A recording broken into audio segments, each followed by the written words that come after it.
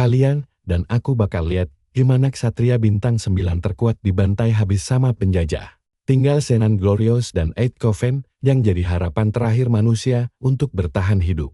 Walau seluruh pasukannya tewas, cowok ini tetap ngelepasin wujud terakhir dari pedang duanya. Sang ksatria emas dapat push dari penyihir dan akhirnya berhasil mendaratkan sebuah pukulan kritikal ke musuh. Beberapa menit aja, dia beneran main pakai mode dewa. Tapi itu pun nggak cukup buat ngalahin bos mereka.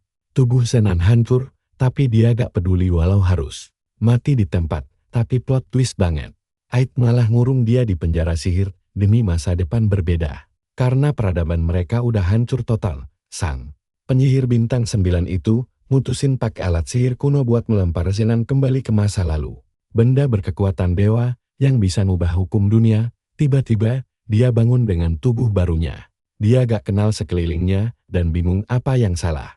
Bahkan, waktu seorang pelayan datang meriksa, cowok yang trauma berat ini malah minta pedang buat lanjut berantem lawan penjajah. Lagi, disinilah dia sadar dari lamunan dan ingat kalau fisiknya udah beda. Kediaman mewah ini milik keluarga Deskol dan dia sekarang jadi tuan muda Noah, putra keempat dari keluarga itu setelah terlempar 10 tahun ke masa lalu. Keluarga Deskol terkenal sebagai musuh bebuyutan Holy Swordsman, keluarga agungnya yang dulu. Saat dia menerima obat rutinnya, dia cuma ngelirik sekilas lalu ngelempar cangkirnya sampai pecah. Tepat saat itu, Oscar dan anteknya masuk buat mancing keributan. Ngeledak Noah, karena buang teh kebaikan Tuan Skull. Noah gak kemakan omong kosong itu dan langsung bongkar kalau isi tehnya itu racun.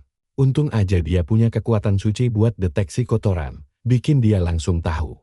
Racun itu seketika Oscar malah ngancam bakal cekokin paksa. Bukti nyata, kalau keluarganya sendiri emang niat ngebunuh dia, bahkan pas lagi sakit.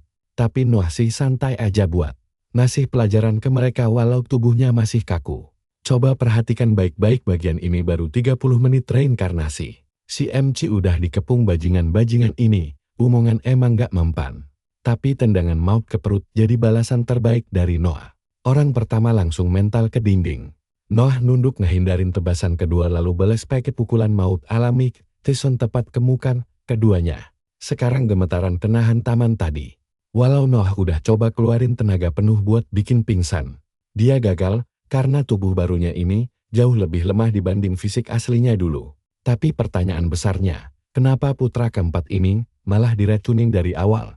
Dia bertekad nyari tahu sendiri jawabannya. Setelah beresin cecurut-cecurut ini yang mulai cabut pedang buat tarung serius. Noah gak nyangka situasi bakal secepat ini memanas. Tapi yang bikin dia lebih kaget adalah bagaimana rincian info tentang musuh-musuhnya tiba-tiba muncul melayang begitu saja.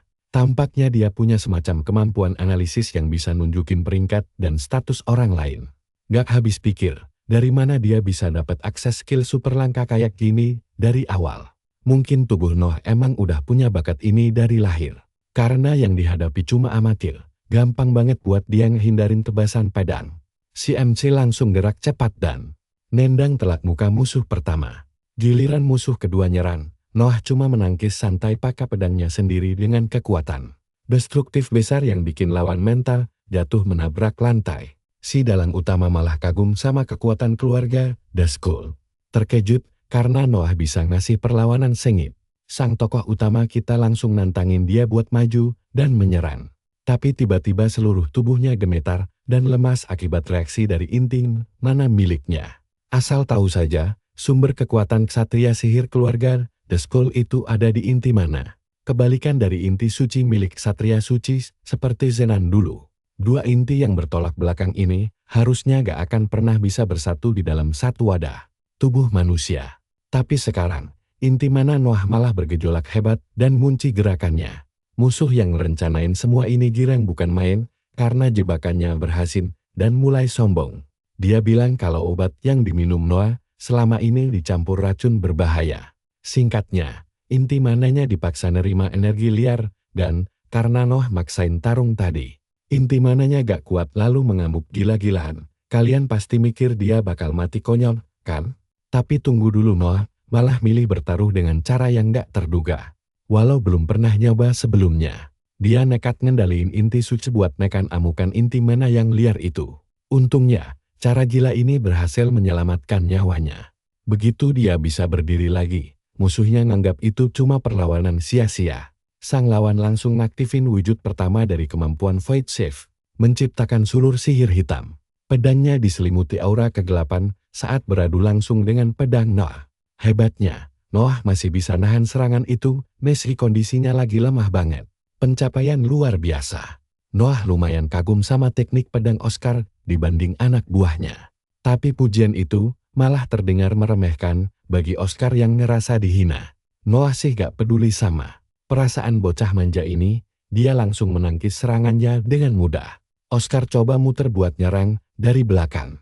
Tapi Noah langsung ngeblokir dengan presisi luar biasa. Tak peduli seberapa banyak tebasan yang mengarah kepadanya. Sang Satria kita menepis semuanya dengan indah. Pertarungan terjadi saat mereka berdua mulai mengambil jarak aman. Dari bentrokan tadi, Noah akhirnya paham rahasia teknik Void Shift musuh. Jurus itu ternyata nguras energi inti mana buat menghilang. Jadi duel panjang bakal merugikan dirinya. Oscar mulai meremehkan Noah. Najek, kalau dia udah kehabisan napas di awal laga. Tapi Noah gak kalah jago adu mulut dan nyindir balik kalau Oscar sebenarnya lagi gemetaran. Sengaja mancing amarah lawan biar langsung nyerang. Oscar menghilang lagi sambil teriak kalau Noah gak bakal bisa nebak arah datangnya. Teknik Void Shift langsung menyelimuti seluruh ruangan dengan kabut pekat. Noah fokus penuh menebak dari mana arah serangan akan datang. Berkat insting bertarungnya yang sangat tajam, dia langsung bergerak bahkan sebelum Oscar sempat mengayunkan senjatanya.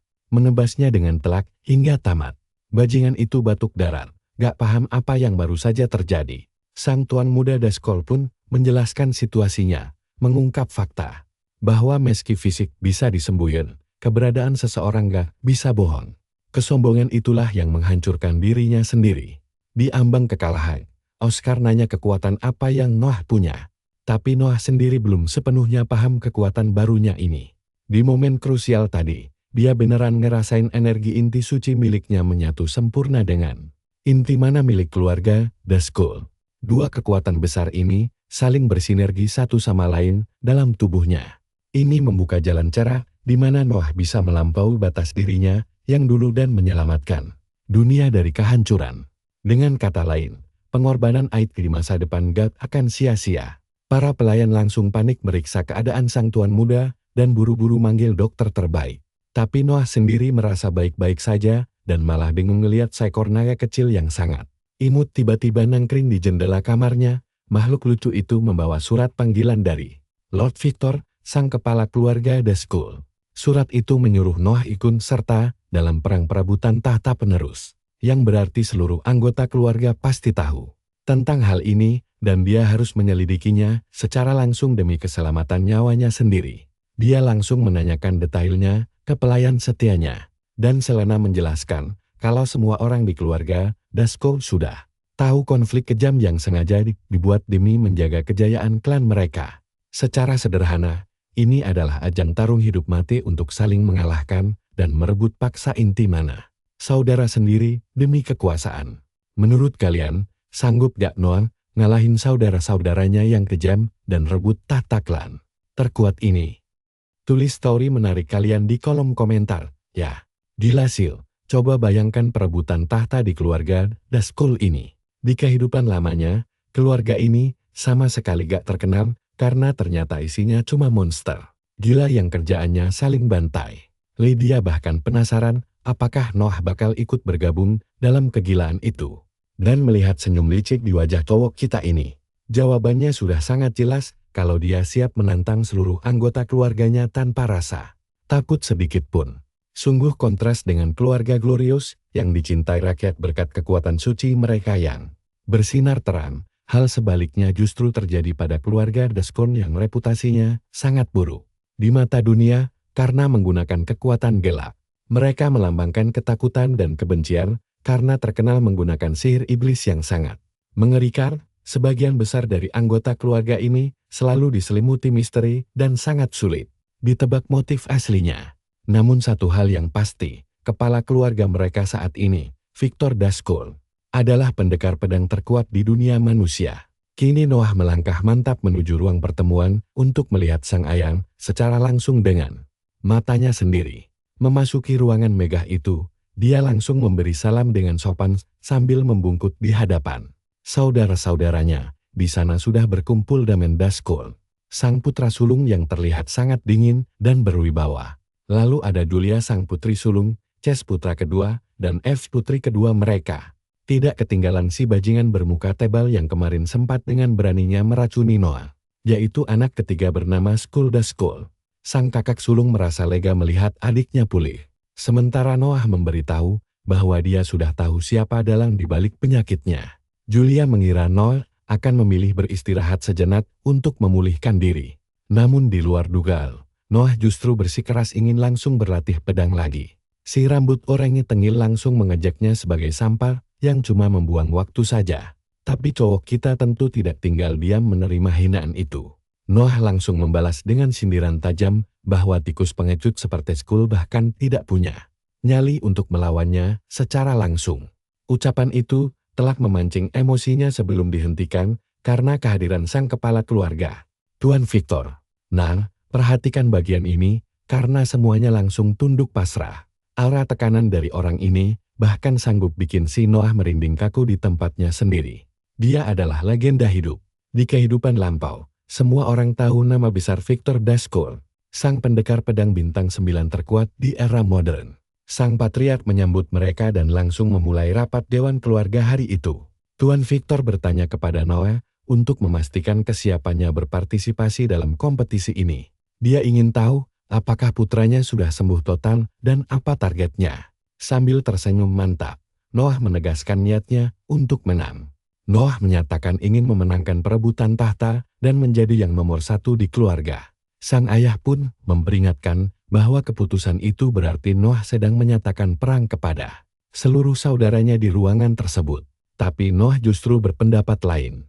Dia tidak cuma ingin mengalahkan saudara-saudaranya saja dalam perebutan tahta ini, melainkan punya target yang jauh lebih tinggi, yaitu mendaki ke puncak dan mengalahkan ayahnya sendiri. Kesombongan bocah ini langsung dibalas sang ayah dengan melepaskan tekanan sihir tingkat dewa yang sangat menakutkan. Noah seketika menyadari bahwa ini adalah kekuatan inti mana legendaris milik sang pendekar pedang terkuat.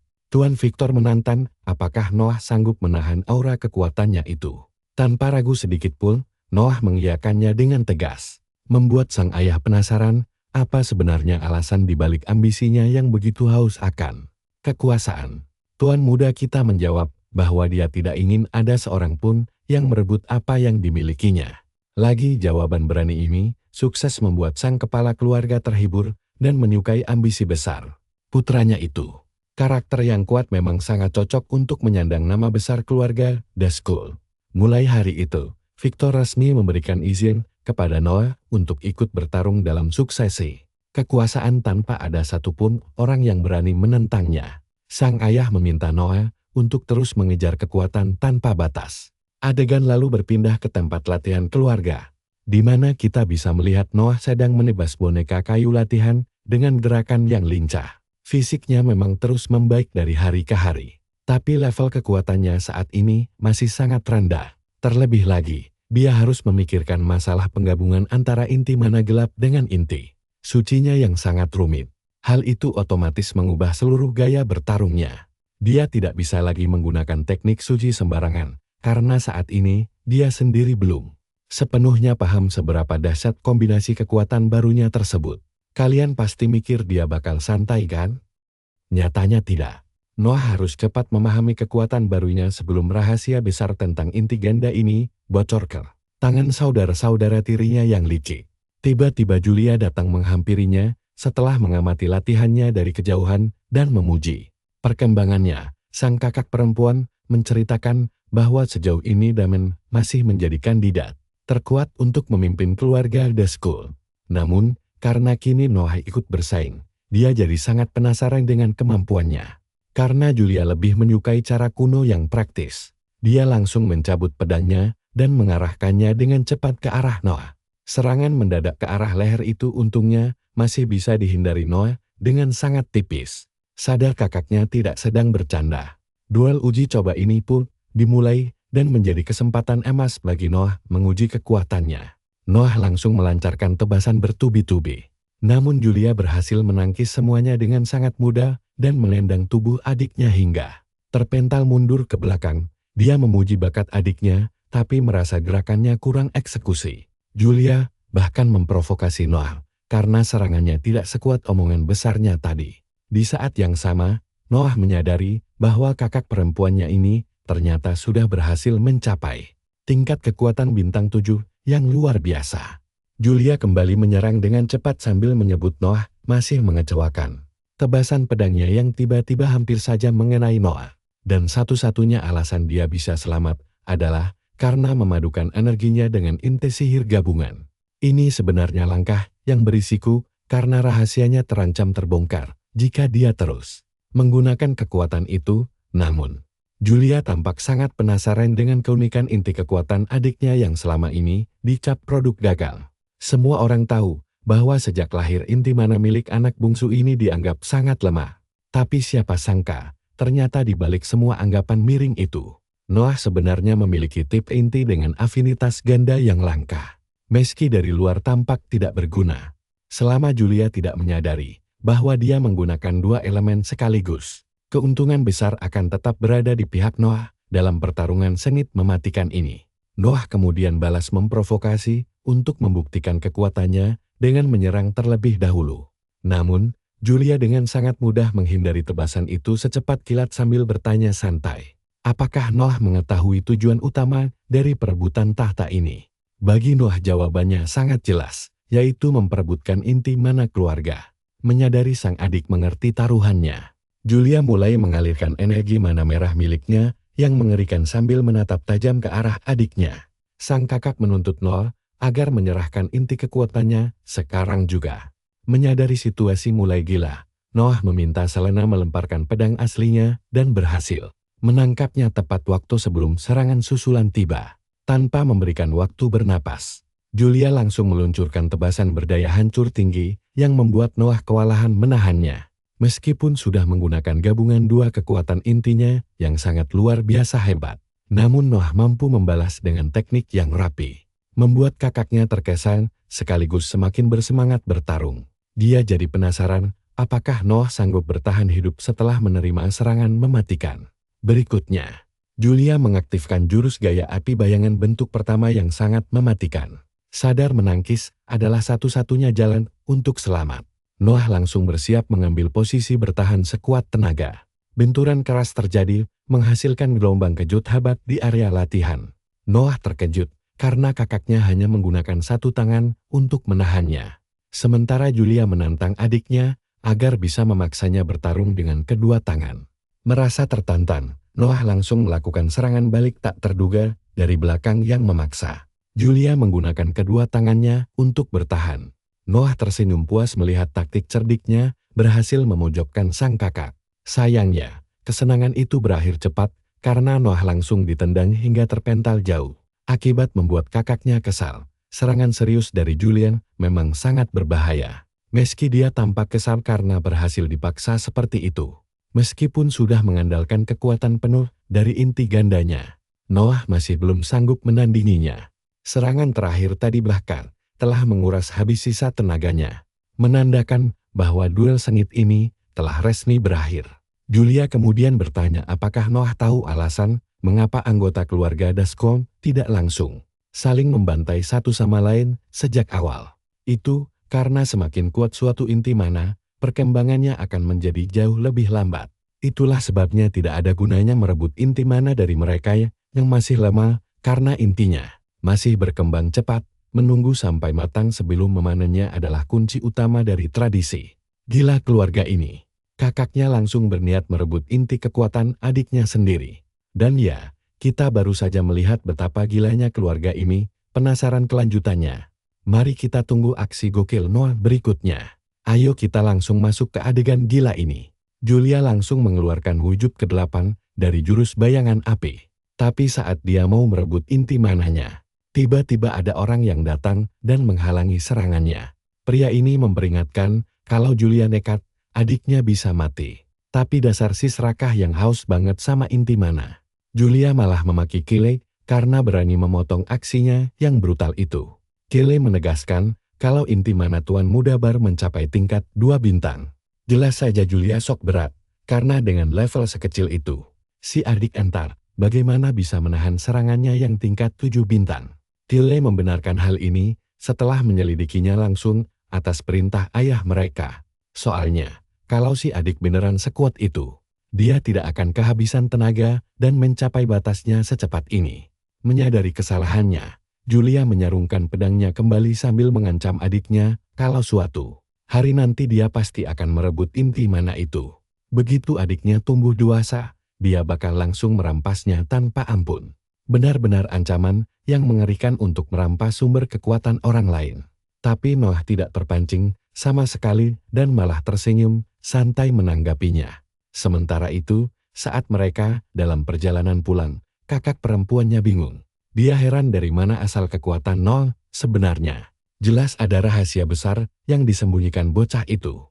Membuat kakaknya makin penasaran sekaligus senang melihat adiknya tumbuh dengan cara yang sangat berbeda. Sekarang mari beralih ke momen saat Oscar dipermalukan oleh putra ketiga karena gagal. Bocah menyebalkan bernama Skull itu heran kenapa dia tidak pernah mendapat pengakuan yang sama seperti Noah sebelumnya. Pikiran itu tentu saja tidak bisa diterima oleh si bodoh yang sombong ini.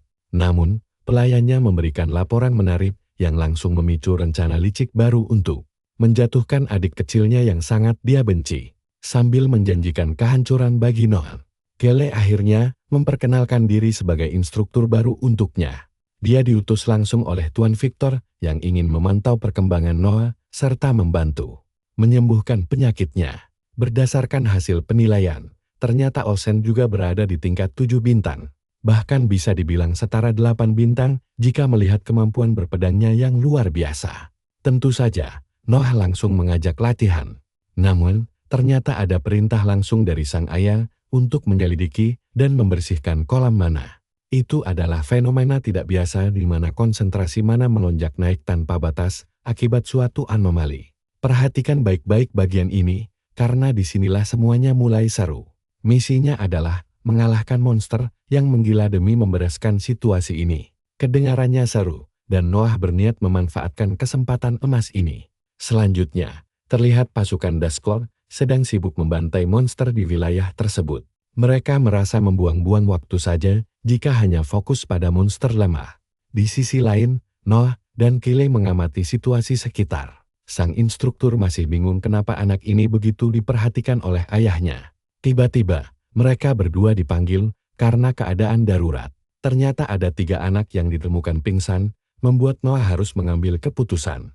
Tentu saja, membereskan kolam mana tetap menjadi prioritas utama mereka. Karena tidak ada waktu untuk kembali ke desa, mereka akhirnya memutuskan membawa anak-anak itu ikut serta ke dalam hutan yang berbahaya. Mereka melangkah makin dalam ke hutan, di mana konsentrasi mana terasa makin pekat di setiap langkah. Ini menandakan mereka sudah mendekati pusat kolam mana, tempat monster penguasa wilayah itu bersemayam.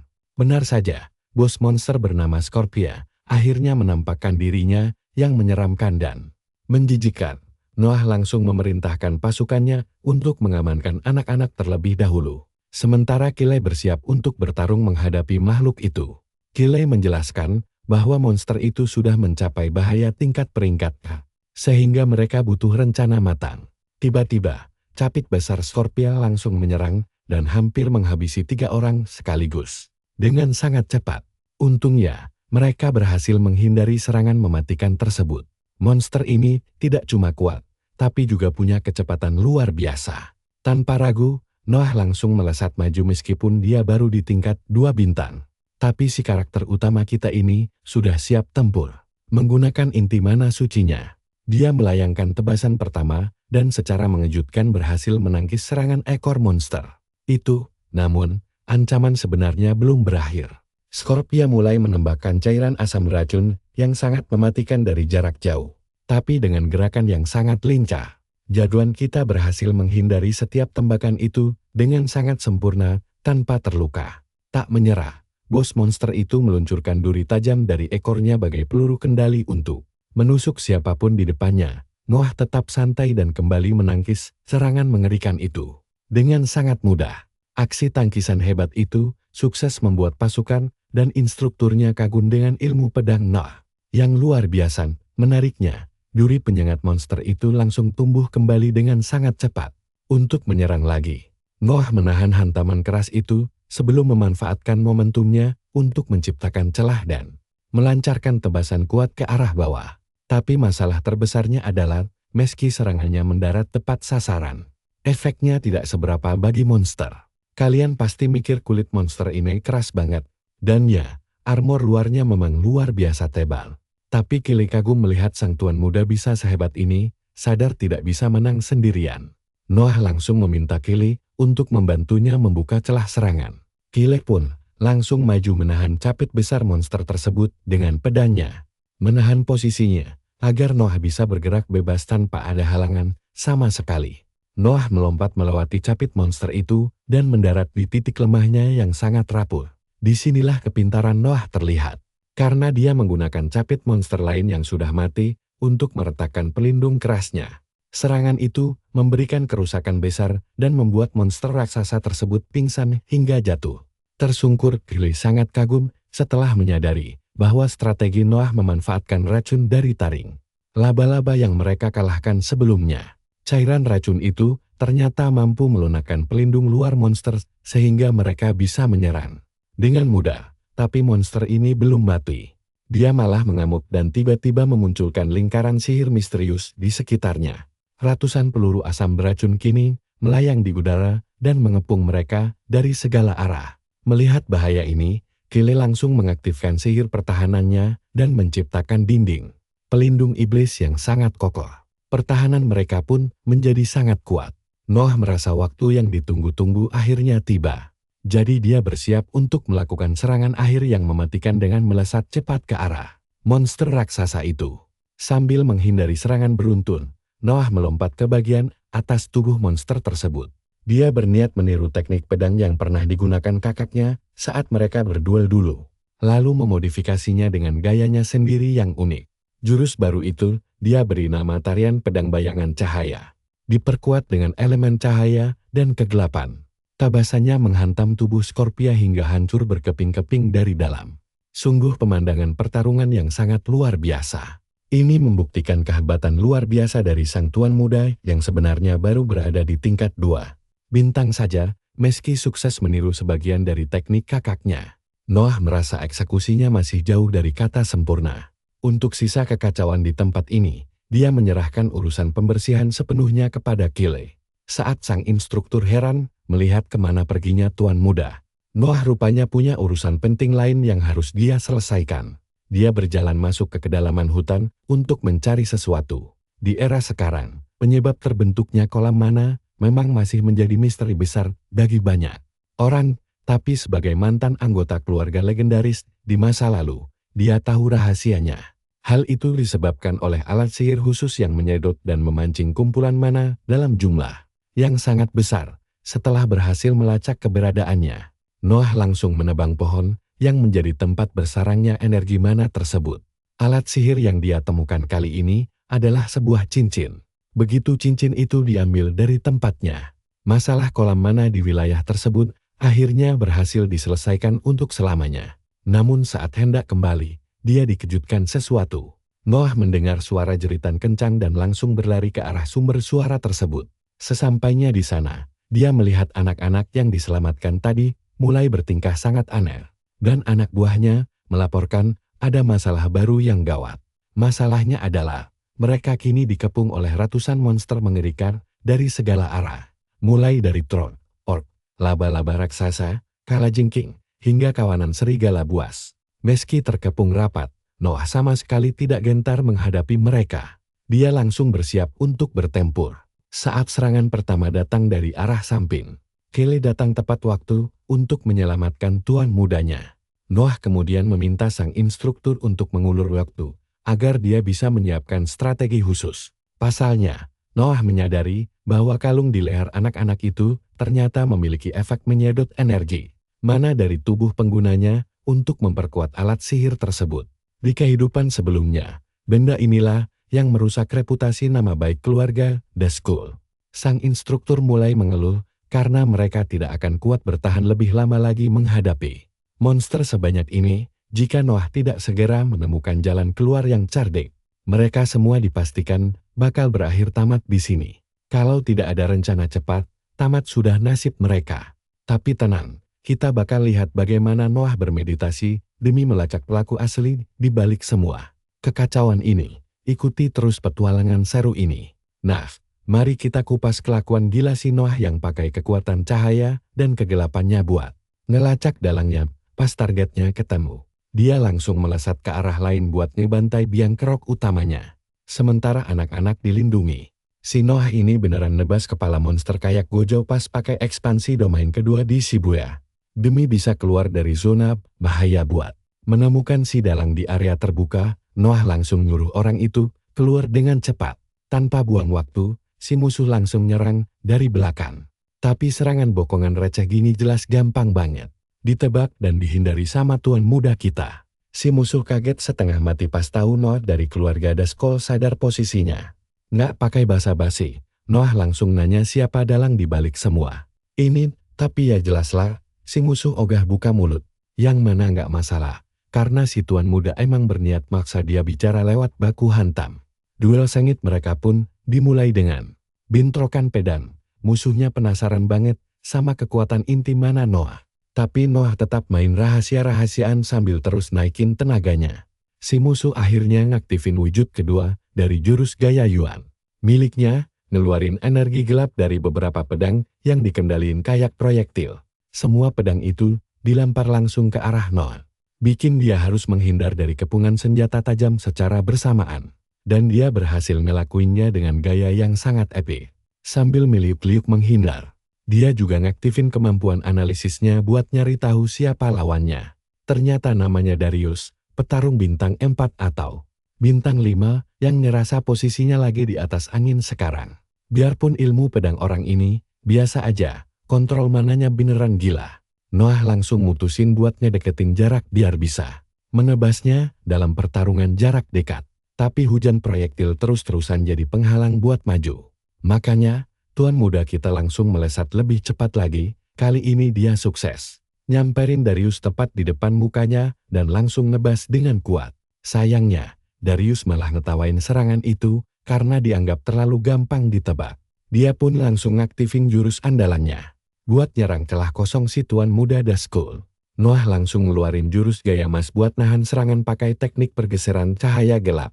Efeknya rada aneh sih, tapi tahu-tahu si Noah udah teleportasi ke belakang musuh kayak Minato Namikaze pas lagi mode dewa. Sebelum Darius sempat masang posisi bertahan, dia udah kena tebas bersih, mampuslah kau. Kesombongan berujung maut di sisa nafas terakhirnya. Darius penasaran setengah mati kok Noah bisa pakai jurus begituan. Sebenarnya teknik ini dipelajari pas duel lawan Julia kemarin, hebatnya. Inti ganda si Noah ini adalah dia bisa niru jurus apa aja berkat pemahamannya soal dua elemen. Tapi, cuma sekadar meniru, bukan tujuan akhirnya. Dia pengen menguasai dan menyempurnakannya ke tingkat yang jauh berbeda. Nah, berhubung Darius sudah kalah telak, sekarang waktunya dia interogasi siapa dalang sebenarnya. Tapi, karena keras kepala, Darius malah teriak kalau ini belum cukup buat ngalahin dia. Dia pun ngeluarin ramuan dan langsung minum di depan mata Noah yang cuma nonton doang. Payah banget. Tapi perhatikan ini, disinilah kegilaannya dimulai. Rencana gilanya adalah berubah jadi monster berwujud mirip Green Goblin dengan bodi kekar mirip Tarzan. Noah pun gak nyangka pertarungannya bakal jadi aneh begini. Rambutnya bahkan mirip Vegeta dengan garis rambut lebih rapi. Pokoknya, Noah langsung bersiap ngelawan wujud baru Darius pakai pedangnya. Bentrokan senjata mereka bikin gelombang kejut yang dahsyat. Tapi kali ini si tuan muda kita malah terpukul mundur gara-gara kekuatan fisik monster yang kelewat brutal. Dia nggak bisa terus-terusan nahan serangan berat itu. Sementara si Darius malah asik nyiksa dan berniat gigit kepala Noah sampai putus. Noah terus menghindar dari sabetan cakar mematikan. Cuma bisa pasrah melesat demi bertahan hidup tanpa sempat nangkis sama sekali. Sambil melompat tinggi, dia nyoba buat cari celah serangan balik. Nggak mungkin dia bisa terus-terusan menghindar selamanya, karena stamina pasti habis. Satu-satunya jalan cuma maju menerobos serangan. Makanya, si tuan muda sabar nunggu monster itu melompat ke arahnya. Darius ngira si pendekar pedang kita udah putus asa dan menyerah kalah. Dia yakin serangan ini bakal jadi akhir hidup Noah. Kalian mikir gitu juga kan?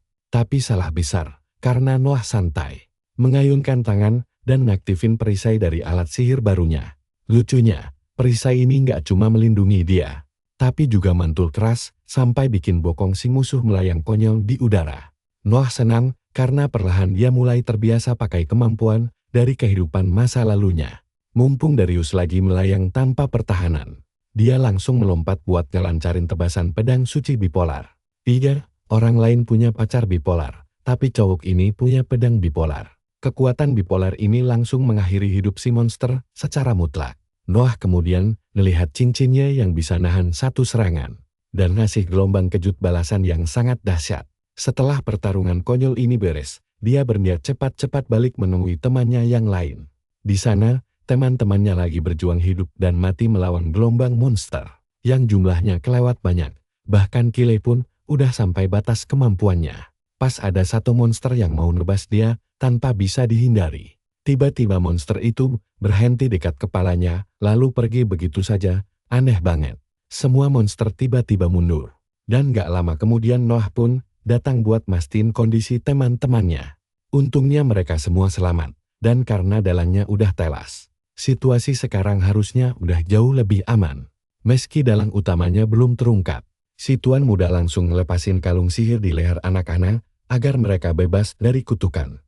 Itu, di adegan berikutnya, kita melihat dia kembali ke kediamannya dengan emosi meluap-luap karena anak-anak itu hampir mati gara-gara dia. Noah beneran kesal dan bertekad nyari dalang yang berani ngacauin misinya. Salah satu pelayannya lalu ngasih tahu tentang Eve, si ahli informasi andalan keluarga Dazkul. Dia pasti tahu jawabannya, makanya Noah langsung pergi menemuinya. Tapi sesampainya di pintu masuk, Chase malah ngadang kakaknya biar nggak masuk lebih jauh. Biarpun mereka bersaudara, aturan tetap aturan. Karena info dari Lydia soal Eve pasti akurat. Noah nggak mau buang waktu buat bercanda dan langsung nyuruh adiknya itu buat minggir dari jalannya. Si adik menegaskan kalau dia adalah pengawal pribadi Eve. Jadi dia nggak bakal biarin siapapun masuk dengan hawa membunuh sedahsyat itu. Noah bilang dia cuma pengen ngobrol santai, tapi putra kedua itu sama sekali nggak percaya omongan kakaknya. Karena nggak ada pilihan lain, Noah langsung mencabut pedangnya buat nerobos masuk. Adiknya pun merespon dengan menarik pedangnya sendiri dan mulai maju menyerang. Untuk ngelancarin tebasan pertama yang langsung ditangkis dengan mudah sama Noah. Karakter utama kita beneran hebat banget karena bisa mementalkan serangan adiknya dengan sangat santai, gak terima didepak mundur, si adik langsung ngaktifin sihir tombak batu yang memunculkan ratusan tombak tajam siap melubangi tubuh Noah. Persis kayak Naruto yang doyan spam rasengan, Noah juga hobi spam tebasan pedang biasa. Buat menghancurkan semua tombak itu, bikin adiknya terpaksa ngeluarin jurus pedang batu penghancur. Sihir ini bikin pedangnya dilapisi batu padat, yang sebenarnya agak membingungkan buat dihadapi. Oleh Noah sendiri, si adik langsung merangsak maju dengan serangan yang terasa makin berat. Setiap bentrokan pedang bikin Noah kerepotan nahan gempurannya. Untungnya, satu tebasan dahsyat adiknya sempat meleset. Tapi masalah utama yang disadari si tuan muda adalah variasi pola serangan adiknya yang banyak banget, bikin bertarung asal-asalan sama aja kayak bunuh diri. Disinilah Noah ngaktifin kemampuan analisisnya dan tahu kalau peringkat adiknya udah level bintang 8. Anehnya, inti mana miliknya sangat lemah di level 5. Ini membuktikan kalau si adik sangat pintar memadukan ilmu pedang dan sihirnya untuk menutupi segala kekurangannya. Jadi Noah penasaran bagaimana reaksi adiknya kalau diadu kekuatan secara langsung. Sambil ngaktifin gaya Mei sekali lagi, dia langsung ngeluarin jurus tarian pedang bayangan cahaya. Mengalirkan gelombang energi yang sangat dahsyat dari inti mana uniknya. Adiknya kaget setengah mati, sadar kalau dia harus serius meresponnya. Dia langsung ngaktifin jurus gaya kedua miliknya. Memanggil kekuatan sihir keluarga iblis buat menciptakan petir hitam. Jurus rahasia keluarga Dazkul ini beneran bikin penasaran. Dan kalian harus terus pantau kelanjutannya bareng aku di episode depan. Coba dengerin dulu, jurus ini gila banget. Dia mengumpulkan energi keluarga iblis buat bikin petir hitam. Gaya kedua ini cuma salah satu teknik keluarga The Skull yang dijelaskan sama Killing. Nah, kalian harus ikut nonton ini. Gaya bertarung bela diri AI itu fokus ke kecepatan tingkat dewa yang mustahil dihindari. Cek kagum banget si bungsu tahu rahasia kekuatannya. Tapi info doang mana cukup buat selamat dari jurus mematikan ini. Noah yang berani malah menantangnya langsung. Seketika kakaknya melesat secepat kilat, dengan wujud badai petir merah mengerikan langsung ke arah lawan tanpa gerakan sia-sia. Noah bersiap menahan serangan dengan timing pas. Benturan dahsyat dari jurus andalan sepun terjadi dengan akhir yang hancur lebur. Begitu di bumi mereda, Noah masih berdiri, tapi terluka parah. Bahkan gaya ganda andalannya gagal menahan serangan petir hitam C. Karena teknik yang ditiru Noah ternyata punya batas dan tidak sempurna dari sananya. Sebelum duel maut berlanjut, teriakan lantang F menggema menyuruh mereka berhenti bertarung. Setelah menonton dari tadi, dia akhirnya mengizinkan Noah masuk menemuinya. F bingung kenapa mereka bertarung. Pengawalnya bilang kalau cowok ini datang bawa haus darah luar biasa yang tidak bisa diabaikan. Begitu saja. Pertanyaan besarnya, kenapa anggota keluarga The Skull malah jadi pengawal pribadi? F mengaku kalau dia sendiri memang tidak bisa bertarung dengan baik. C menuntut penjelasan si bungsu, karena perebutan tahta tidak ada hubungannya dengan F. Belum sempat bocah kita bicara, F langsung menebak dia mencari info pembunuh. Tentu saja. Tahu segala hal memang keahliannya. Dia mau membocorkan semua rahasia itu, tapi seperti biasa, setiap kesepakatan bisnis selalu ada syarat yang harus dipenuhi. Noah langsung bertanya apa maunya. Sang broker informasi lalu menceritakan tentang perpustakaan tak terbatas. Sebuah labirin raksasa yang kedalamannya sangat misterius dan tidak masuk akal bagi manusia biasa. Tempat itu menyimpan seluruh pengetahuan rahasia yang belum tergapai manusia.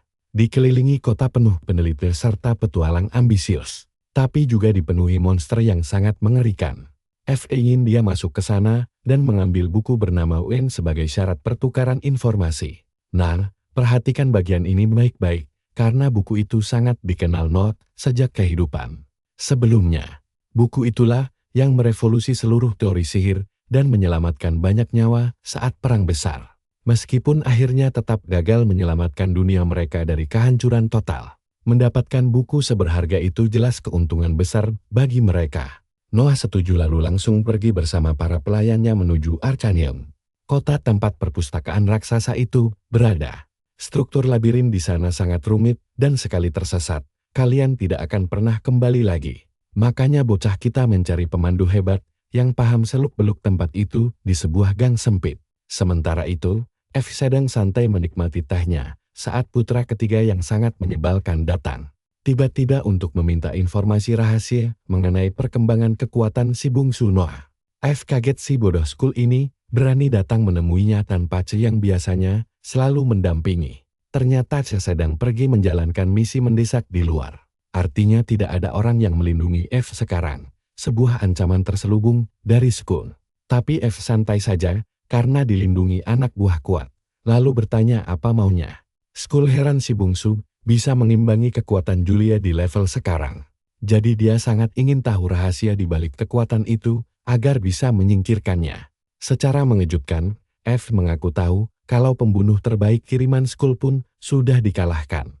Tapi dia langsung menolak permintaan kakaknya itu demi menjaga keseimbangan perang tahta. Memihak satu orang berarti dia akan diincar oleh semua kandidat lainnya. Makanya menjaga keadilan sangat penting. Skull akhirnya sadar kalau adiknya tidak akan mau bekerja sama. F bilang dia mau ambil risiko asal bayarannya sebanding.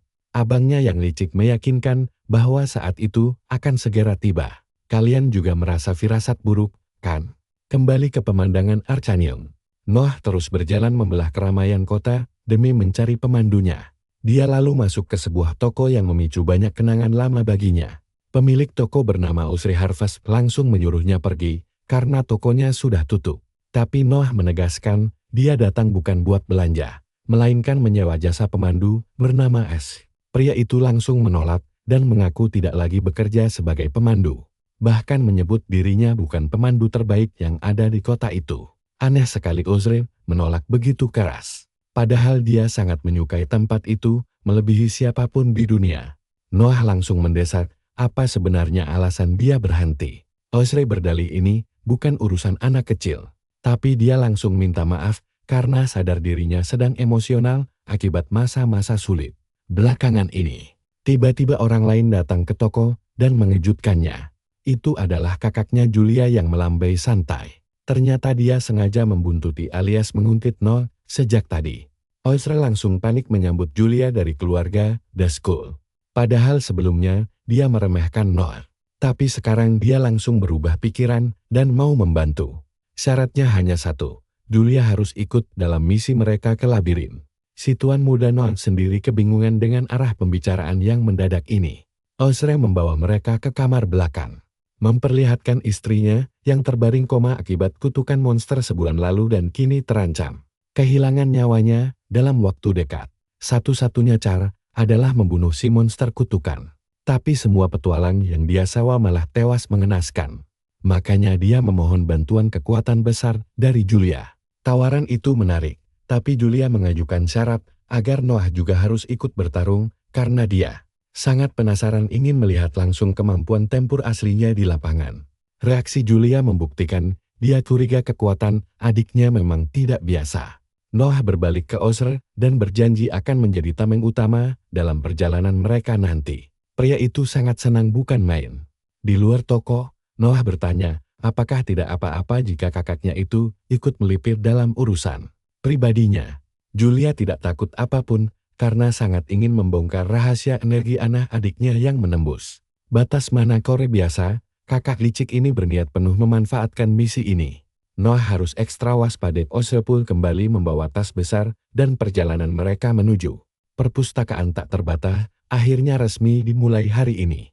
Mereka mendaftar di lobi, di mana orang-orang berbisik sinis menuduh sang pemandu sering menjebak para petualang hingga tewas dibantai di dalam labirin sana. Ketiganya berdiri di depan gerbang raksasa sebelum Ozre membukanya. Memperlihatkan pemandangan labirin megah yang sangat membingungkan, sekaligus menakjubkan bagi pemula. Bahkan Julia sangat takjub melihatnya. Noah lalu menyadari adanya patung penjajat masa depan yang dulu tidak ada saat dia berkunjung ke sini sebagai Zenon di kehidupan lalunya. Artinya dunia sekarang terhubung dengan masa depan kelam itu. Memberi harapan bagi Noah untuk mencari cara jitu demi mengalahkan musuh-musuh kuat di masa depan. Dengan tekad baru, dia fokus mencari buku misterius yang dicarinya. Seiring berjalannya waktu, mereka akhirnya berhasil tiba di lantai pertama perpustakaan tak terbatas. Noah bertanya, apakah Ozre tahu letak bukunya? Sang pemandu menjelaskan kalau buku-buku sangat langka biasanya tersembunyi jauh di bagian paling dalam dari labirin. Katanya sih di bagian terdalam labirin, tepatnya sekitar lantai ke-20. Mendengar itu Noah sangat terkejut, karena setahunya kita bakal cari tahu kelanjutannya nanti. Kalian harus tahu, kalau lantai 20 adalah area terdalam yang pernah dijelajahi manusia. Di tengah jalan, mereka dihadang kawanan ogre besar di plaza lantai 2. Ozre pun langsung meminta Noah untuk menghadapi monster-monster itu. Tanpa ragu, jagoan kita langsung mencabut pedangnya, menebas para ogre dengan gerakan super cepat hingga mereka lenyap seketika. Ozre sampai melongo melihat pembantaian secepat itu, sementara Julia hanya tersenyum tipis melihatnya. Tanpa membuang waktu, mereka bertiga terus melaju masuk lebih dalam ke labirin tanpa henti. Cerita lalu beralih saat mereka akhirnya sampai di lantai 10. Di sana Ozre memperingatkan mereka untuk tutup mulut tentang rahasia ini. Dia mendekati sebuah rak buku, menarik salah satu buku, dan tiba-tiba pintu rahasia terbuka lebar. Sebuah lingkaran sihir pun muncul di bawah kaki mereka. Ozre menjelaskan kalau ini adalah jalan pintas rahasia yang dia temukan dulu. Mengikuti arahannya, mereka bertiga langsung melangkah masuk ke dalam lingkaran sihir. Secara bersamaan, cahaya menyilaukan hampir membutakan mata mereka sebelum akhirnya mereka berpindah tempat ke area tersembunyi lain di dalam penjara bawah tanah ini. Noah yang bingung langsung bertanya, di mana mereka sekarang? Pemandu mereka menjelaskan bahwa aula di depan sana terhubung langsung ke lantai 20. Julia yang bersemangat karena tujuan mereka sudah dekat, langsung berjalan mendahului yang lain tanpa ragu. Tapi begitu mereka melangkah masuk ke aula, lingkaran pemanggil monster aktif dan monster pohon raksasa bernama Elder Trend muncul menghadang. Kemunculan monster peringkat es ini langsung membuat pemandu mereka ketakutan setengah mati, karena hal seperti ini belum pernah terjadi sebelumnya. Seingatnya, terakhir kali dia ke sini, hanya ada monster pohon tingkat rendah biasa yang berjaga di tempat ini. Tapi bagi Julia, monster raksasa itu tak lebih dari sekadar serangga pengganggu. Dengan tenang dia bersiap menarik pedangnya. Saat Osre memperingatkan kalau mereka berdua tidak akan menang meski bertarung bersama, gadis tangguh itu dengan percaya diri menjawab kalau dia sendiri saja sudah cukup. Dia langsung menerjang ke arah Elder Trend sambil meliuk lincah menghindari setiap serangan dahan pohon yang mengarah padanya. Julia melakukan salto untuk mendekat dan mendaratkan tebasan super kuat. Sayangnya, serangan itu gagal menembus kulit monster yang sekeras baja, memaksa Julia untuk segera melompat mundur demi menjaga jarak. Melihat itu, si pemandu berteriak histeris, memperingatkan kalau batang monster itu sekeras baja dan mereka butuh penyihir untuk mengalahkannya. Tapi tentu saja, peringatan itu sudah terlambat. Nah, perhatikan bagian menegangkan ini. Dahan-dahan pohon langsung melilit tubuh Julia dari segala arah hingga terkunci rapat.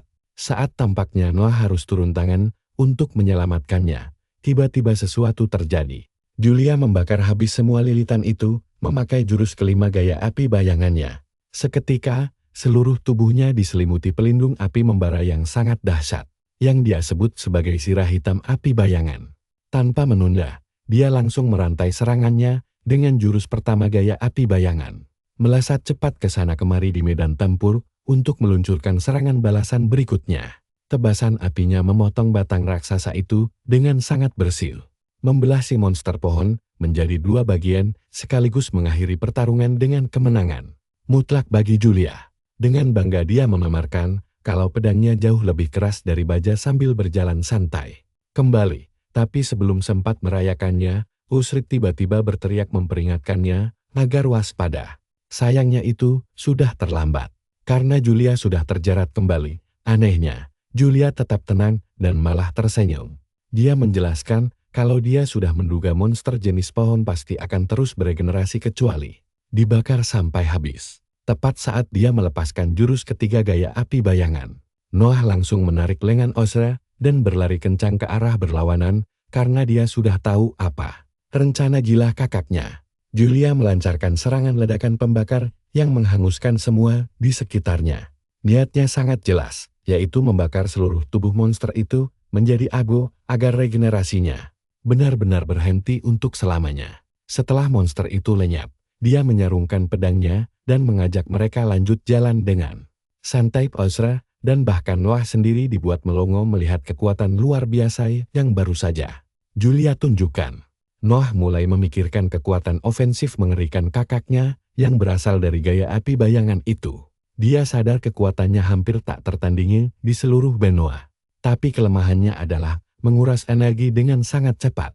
Noah teringat pernah mendengar rumor tentang teknik ini saat dia masih hidup sebagai Zenan dulu. Tapi dia tidak menyangka kekuatannya akan sedahsyat ini dalam pertarungan yang sebenarnya. Nah, sekarang kita ikuti mereka ke lantai 20 untuk mencari buku yang mereka incar. Ketiganya langsung menyisir setiap rak buku demi menemukan petunjuk penting tersebut. Tak butuh waktu lama, Noah akhirnya menemukannya dan langsung memanggil yang lain. Julia lalu menyarankan agar mereka segera mencari monster yang telah mengutuk istri Ozre untuk menghabisinya. Ozre menjelaskan bahwa dia pernah berpapasan dengan monster itu di sekitar sini dan yakin mereka pasti akan bertemu jika terus menyusuri area ini secara perlahan. Noah mengingatkan kalau monster biasanya hanya muncul di area plaza. Tapi sang pemandu menegaskan bahwa monster khusus ini adalah pengecualian dari aturan dunia pada umumnya. Saat sedang mencari, Noah tak sengaja menemukan sebuah buku lain yang berisi rahasia yang selama ini dia cari. Namun sebelum sempat membacanya lebih jauh, mereka bertiga tiba-tiba berhadapan langsung dengan monster bersirah yang memiliki lengan panjang yang sangat mengerikan. Noah merasa tertantang dan langsung mencabut pedangnya untuk bertarung. Tapi baru saja dia bersiap, Julia langsung menghentikannya dan menyuruhnya mundur. Sang kakak maju ke depan dan bersikeras bahwa dialah yang akan membereskan monster itu sendirian. tanpa bantuan siapapun. Padahal sebelumnya dia ingin melihat kemampuan Noah. Monster kegelapan itu langsung menyerang dengan tebasan hitam pekat yang membuat Julia kewalahan. Hingga menggertakkan gigi, tebasan itu begitu kuat sampai Noah dan Ozre harus melompat mundur. Agar tidak terkena dampaknya, Julia tidak menyangka kalau dirinya bisa didesak sampai seperti ini. Dia menolak membiarkan pertarungan ini berjalan lama dan segera memulihkan posisinya. Dengan cepat dia kembali menyerang. Kali ini bergerak secara zigzag dan tiba-tiba muncul di belakang monster tersebut. Sialnya, sebelum tebasannya mendarat, si monster berhasil menepis serangannya dengan mudah. Sementara itu, Noah dan sang pemandu bersembunyi di balik rak buku. Noah terus mengawasi kakaknya dengan cemas, karena monster itu sanggup menahan semua serangan. Dengan pertahanan yang luar biasa. Namun Julia pantang menyerah, dan langsung mengeluarkan jurus kedua gaya api bayangan bernama Pusaran Api. Meski si pemandu merasa serangan ini akan berhasil, Noah punya firasat buruk tentang hal itu. Julia melompat ke sisi lain si monster, dan berhasil mendaratkan serangan telak. Tapi sirah monster itu terlalu kokoh hingga tak tergores sedikit pun. Tiba-tiba, monster itu membuka rahangnya yang lebar dan mengerikan. Lalu menyemburkan serangan hijau beracun yang mengutuk lengan Julia hingga melemah. Tepat saat monster itu hendak melepaskan tembakan maut berikutnya dari mulutnya, Noah langsung melompat menyelamatkan sang kakak. Noah mendekap Julia erat dan membawanya menjauh dari bahaya. Dia segera menanyakan keadaannya, apakah masih bisa bertarung. Julia menegaskan dirinya baik-baik saja, lalu memperingatkan Noah tentang bahaya lengan monster itu. Menurut analisanya, sentuhan langsung dengan lengan kosong monster itu akan memberikan kutukan pelemah yang fatal. Dengan kondisi tangannya yang terinfeksi sekarang, dia tidak akan bisa mendaratkan tebasan pamungkas. Noah kemudian menatap kakaknya dan meminta bantuan agar dia bersedia mengeluarkan serangan berskala besar yang tadi sekali lagi demi menciptakan celah serangan untuknya. Meski enggan memakai jurus yang hampir merenggut nyawanya itu, Julia tetap setuju dan melesat maju untuk menyerang bagian lengan monster. Dia pun langsung mengaktifkan tarian pedang api bayangan miliknya. Sementara Noah mengimbanginya dengan gaya ciptaannya sendiri, tarian pedang bayangan cahaya. Kedua serangan mendarat telak. Namun pertahanan monster mengerikan itu masih terlalu tebal untuk ditembus. Melihat musuh masih berdiri kokoh, Julia mengumpat kesal. Tepat saat monster itu menyerang balik, Julia melompat tinggi ke atas sementara Noah menangkis serangannya di tengah kepulan debu tebal. Sang kakak memberi isyarat mundur saat dia melepas jurus Ainstri kedua yang dahsyat. Dia berteriak pada Noah, yang langsung menggabungkannya dengan jurus pedang tunggal bipolar. Kalian pasti tidak sabar melihat kelanjutan duet maut ini. Kalian harus lihat ini. Noah maju menyerang, tapi si monster malah menangkap pedangnya erat-erat. Untungnya, Julia membantu dengan pusaran api bayangan hingga dia bisa lolos. Di titik ini, Noah menyadari kalau kakaknya sudah menguras sebagian besar inti sihirnya. Dia mulai keringat dingin dan berpikir apa mereka harus mundur saja. Tiba-tiba, monster lain yang mirip dengan monster pertama mendadak muncul dan membuat situasi makin kacau balau. Di saat kritis ini, Noah mendengar suara asing bergumam tentang kekuatan yang bercampur tapi masih belum seimbang. Tiba-tiba, Noah berpindah ke dimensi lain dan bertanya pada sosok cahaya terang di depannya tentang tempat apa ini dan siapa dia sebenarnya. Cahaya itu menjawab kalau Noah adalah penerus pertama dari korps otoritas ilahi setelah sekian abad, dan dia tidak ingin sang pahlawan mati konyol begitu saja. Karena itu, sosok tersebut memberikan sedikit petunjuk berharga dan membisikkan sebuah nama teknik rahasia. Seketika itu juga, Noah kembali ke dunia nyata dan sebuah notifikasi sistem muncul menyatakan kalau dia telah bangkit sebagai penerus resmi, mengaktifkan sistem inti otoritas ilahi. Noah langsung mengaktifkan wujud kedua gaya otoritas ilahi bernama pembelah surga ganda, lalu memperingatkan si monster kalau waktu bermainnya sudah habis dan sekarang saatnya pembalasan dendam. Sementara itu, saat dia sedang mengumpulkan kekuatan untuk menyerang, sebuah pesan sistem tiba-tiba muncul memberitahu kalau undangan telah diterima. Sebelum Noah sempat mencerna situasi aneh ini, dia langsung terpindah ke sebuah tempat asing yang misterius. Terdengar gema suara asing yang berkata kalau eksperimen inti ilahi tampaknya berhasil. Di saat bersamaan, cahaya emas mulai keluar dari pedangnya dan perlahan membentuk sosok manusia cahaya. Pria bercahaya itu menatap langsung ke arah pahlawan kita, lalu memperkenalkan dirinya sebagai Zikas, pewaris inti ilahi terdahulu. Noah langsung paham kalau pria emas itu sedang membicarakan kekuatan aneh yang baru saja dia bangkitkan. Tapi Zikas langsung menjelaskan kalau inti kekuatan tersebut sebenarnya hanyalah alat yang cacat. Nah, perhatikan bagian ini, dia mulai menceritakan sejarah kuno. Mengungkap bahwa dulu ada penjajah dari dunia lain yang datang ke bumi dan membawa kehancuran masif kemanapun mereka pergi. Di masa yang penuh keputusasaan itulah, langit menganugerahkan inti ilahi kepada manusia sebagai senjata perlawanan. Sayangnya, umat manusia tetap kalah di akhir perang karena orang-orang justru sibuk bertengkar memperebutkan kekuasaan.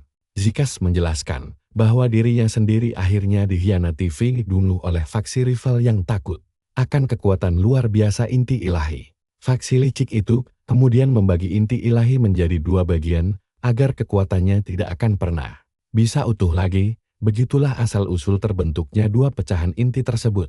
Pahlawan kita akhirnya paham situasi rumit ini. Sementara pria emas itu dengan tenang berkata bahwa Noah telah terpilih menjadi pewaris berikutnya. Noah melewatkan semua obrolan drama dan langsung menanyakan hal paling penting, yaitu apakah jika sebenarnya bisa mengalahkan para penjajah itu.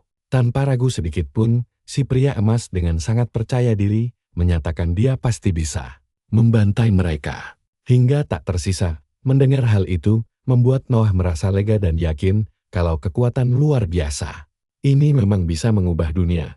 Namun, Zikas langsung merusak momen itu dengan mengingatkan bahwa kekuatan inti ilahi milik Noah sekarang masih sangat lemah. Dia menyarankan agar Noah terus bertarung melawan musuh kuat demi membangkitkan potensi aslinya. Si MC malah menyeringai santai dan berkata kalau itu memang rencana awalnya. Jawaban percaya diri itu membuat si pria emas tersenyum, lalu menyuruh Noah membuktikannya dengan membereskan monster sampah yang ada di hadapannya. Kembali ke medan pertempuran asli, monster raksasa itu langsung melesat menyerang dengan kecepatan penuh. Tapi pahlawan kita tetap berdiri tenang dan dengan lantang menyatakan akan mengakhiri duel ini. Keduanya beradu keras saat bilah pedang cahaya melesat dari tubuh Noah dan menebas tubuh si monster hingga hancur. Pesan sistem langsung muncul setelahnya, menjelaskan bahwa pedang cahaya tersebut bisa dikendalikan sesuka hati dan diubah bentuknya sesuai kebutuhan. Pertarungan Ozai berteriak kegirangan melihat Noah berhasil memotong lengan monster itu saat dia mencoba kabur. Namun, pahlawan kita tidak memberinya celah dan langsung mengejarnya, menyatakan bahwa sang pemburu kini telah menjadi mangsa. Dia kembali mengayunkan pedangnya dengan sangat cepat. Kalian juga pasti puas melihat adegan ini. Dia langsung membelah tubuh si monster dengan bersil, memenggal kepalanya, lalu menang. Tapi begitu mayatnya tumbang, Noah tiba-tiba menoleh ke belakang, menatap monster kedua yang sedang bersiap melancarkan serangan dahsyat. Julia berteriak menyuruhnya menghindar. Tapi semuanya sudah terlambat, karena makhluk itu langsung menembakkan tembakan laser hijau raksasa tepat ke arahnya. Namun, Noah sama sekali tidak bergeming.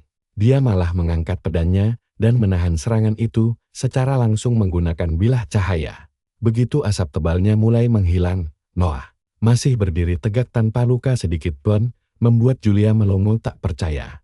Dia lalu mengayunkan pedangnya sekali sambil berkata dengan santai bahwa pertarungan ini telah selesai. Bilah cahaya raksasa langsung melesat maju dan menusuk monster kedua itu hingga hancur berkeping-keping.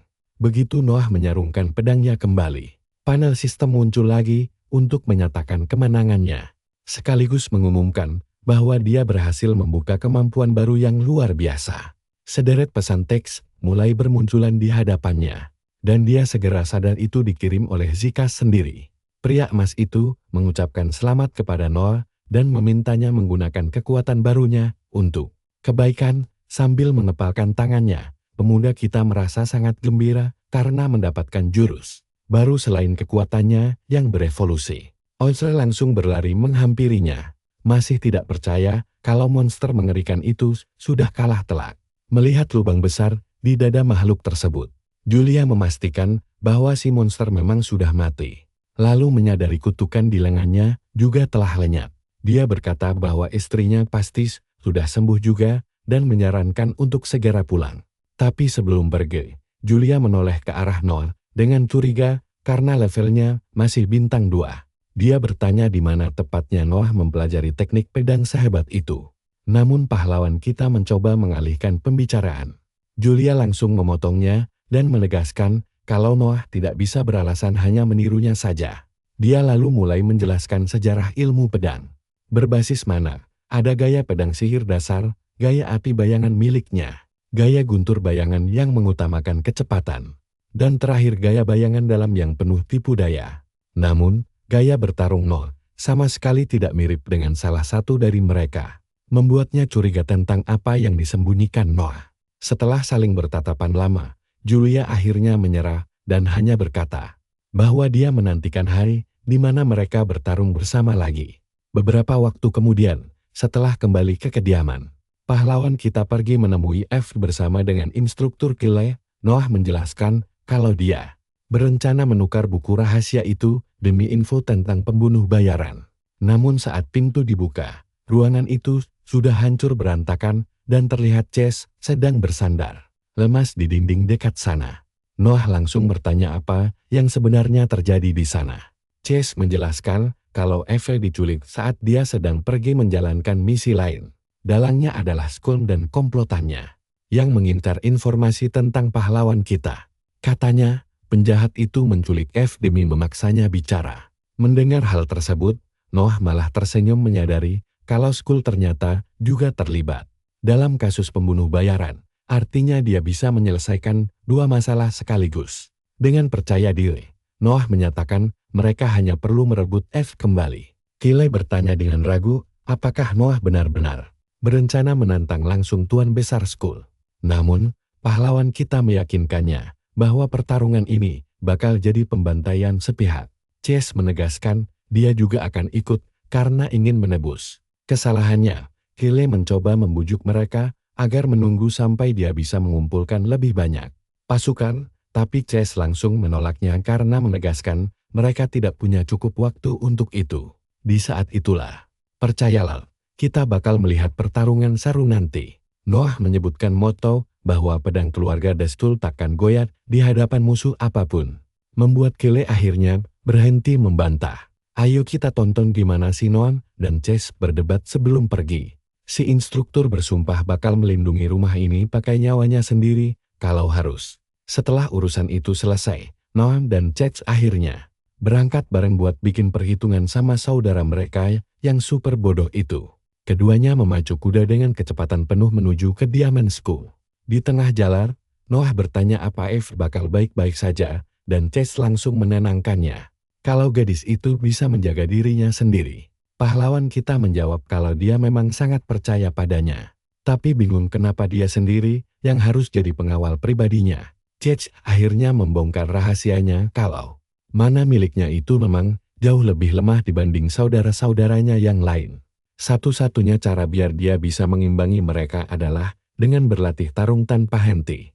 Dan demi itu, dia butuh setiap informasi yang bisa dia dapatkan. Seni bela diri biasanya sangat dirahasiakan dan cuma diturunkan dalam keluarga secara turun-temurun. Di sini Noah akhirnya paham kenapa dia tidak pernah bisa menebak gaya bertarung saudara laki-lakinya itu. Chase melanjutkan, kalau demi menjadi lebih kuat, dia bakal memastikan tidak ada hal buruk terjadi pada Eve. Tidak lama kemudian, mereka berdua akhirnya sampai di depan gerbang utama kediaman megah itu. Chase langsung menyusun rencana kalau mereka harus mencari tahu di mana para penjahat itu menyekap Eve. Tapi si tokoh utama kita punya ide lain dan bilang kalau mereka tidak perlu mengendap-endap seperti tikus got. Dia langsung mengumpulkan mana, lalu menendang pintu gerbang itu sampai hancur lebur. Mereka berdua langsung merangsek masuk ke arah pasukan yang sudah menunggu di tengah halaman. Chase memperingatkan Noah kalau orang-orang itu adalah tim pembunuh bayaran Skull yang semuanya profesional, jadi dia harus waspada. Pria bertopeng besi langsung mengejek mereka karena berani masuk lewat pintu depan seperti orang bodoh. Tapi pahlawan kita membalas kalau dia tidak punya waktu buat meladeni lalat-lalat pengganggu dan menyuruh si topeng besi segera memanggil Skull keluar. Hal itu langsung membuat si topeng besi murka, dan dia menegaskan kalau Noah tidak punya hak buat menuntut apapun. Tiba-tiba seorang pembunuh mencoba menyerang dari belakang, tapi bocah kita menangkis serangan itu dengan sangat mudah sebelum menebas dadanya.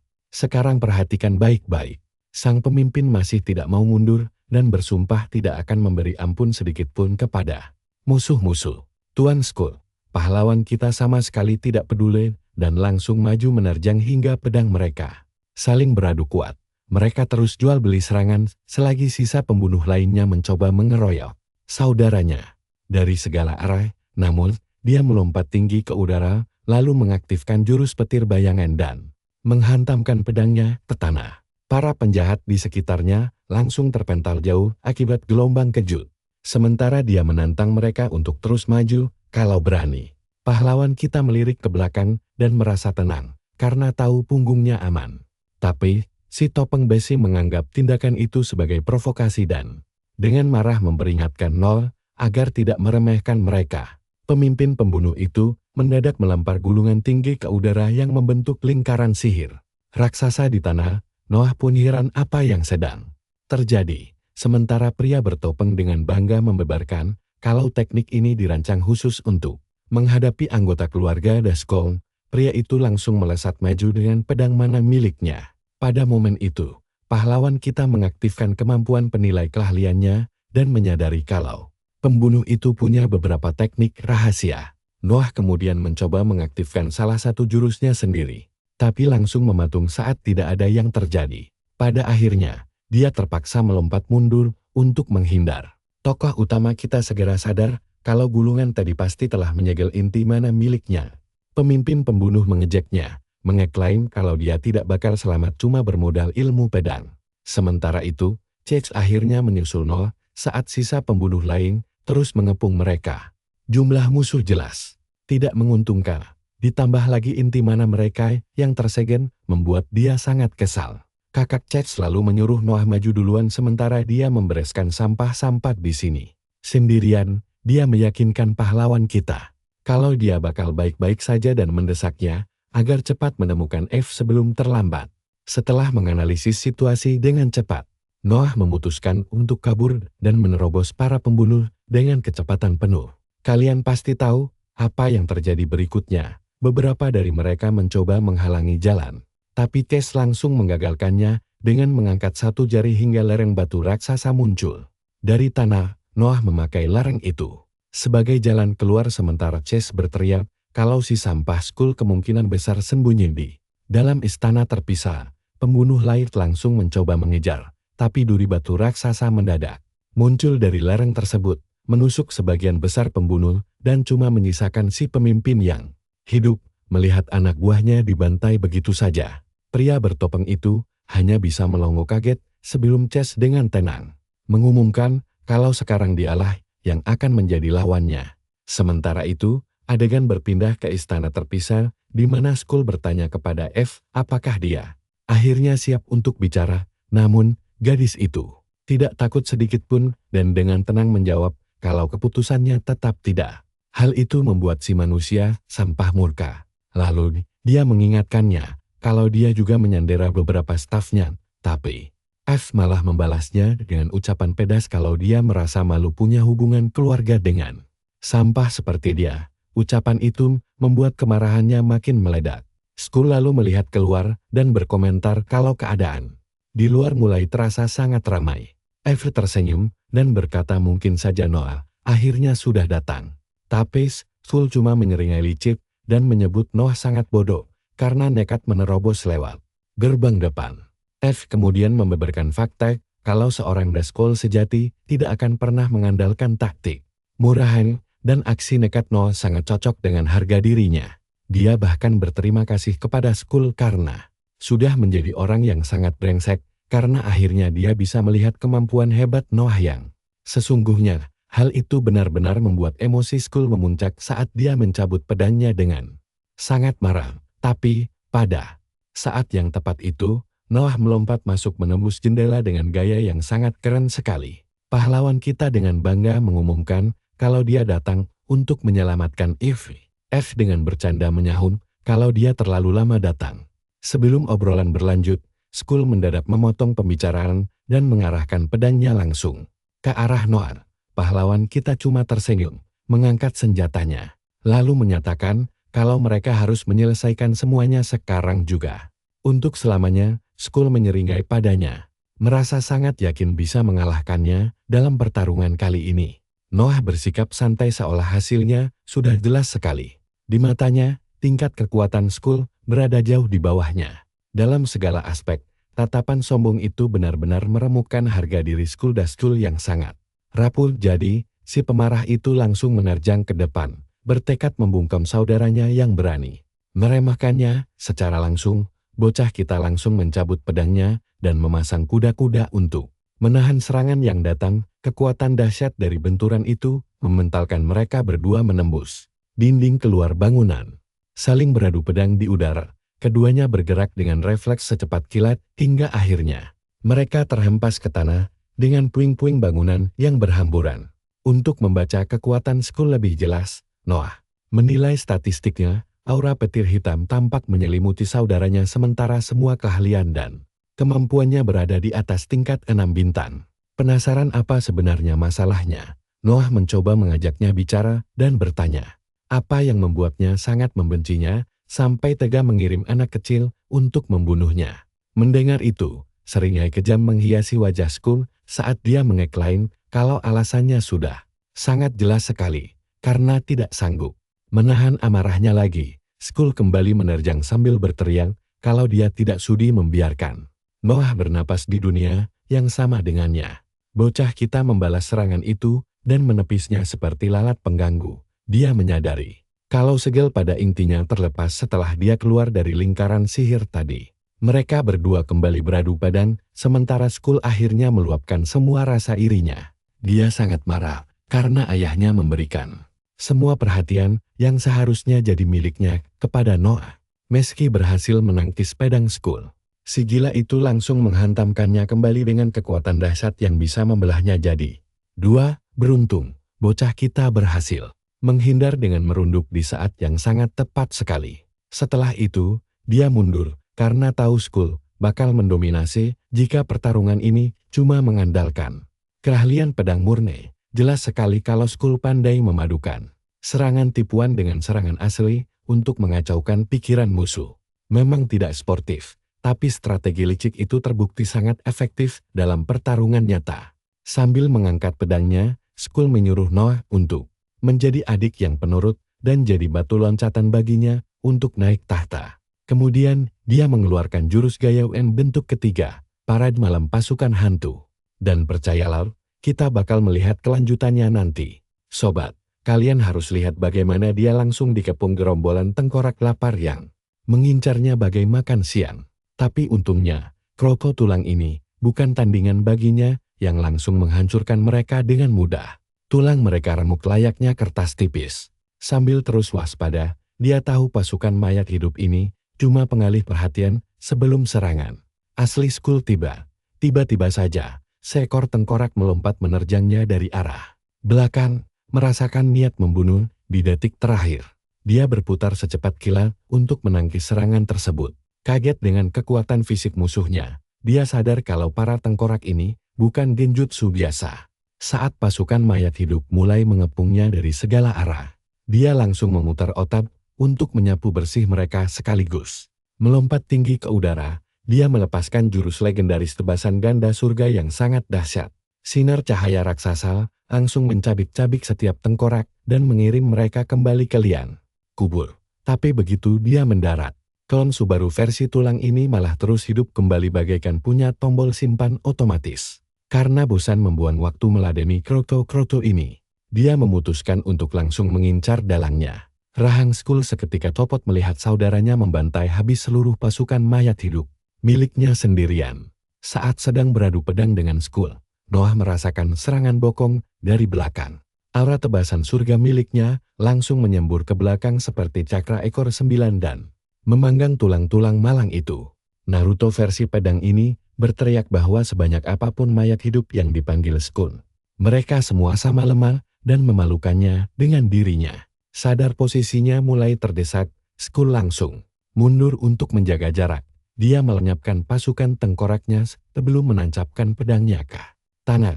Hal itu seketika memicu gelombang mana yang sangat besar dan menyebar luas ke segala arah. Dengan bingung, karakter utama kita bersiap menghadapi keanehan berikutnya. Tiba-tiba, seekor naga perak raksasa meledak keluar dari dalam tanah. Mengikuti perintah tuannya, naga itu langsung menerjang Noah dengan rahang terbuka lebar seolah dia adalah potongan pizza terakhir. Namun, Noah sama sekali tidak takut karena dia melihat ini sebagai kesempatan emas untuk menguji kekuatannya.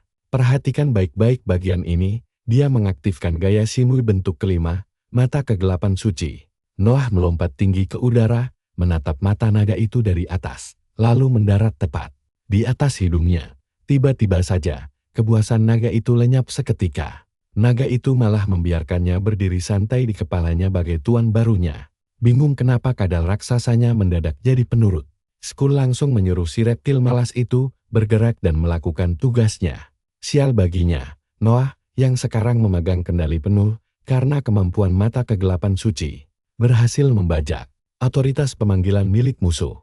Karena naga perak itu sekarang berbalik memihaknya, jagoan kita memutuskan memberi pelajaran berharga kepada pemilik aslinya. Ogah menerima kekalahan begitu saja.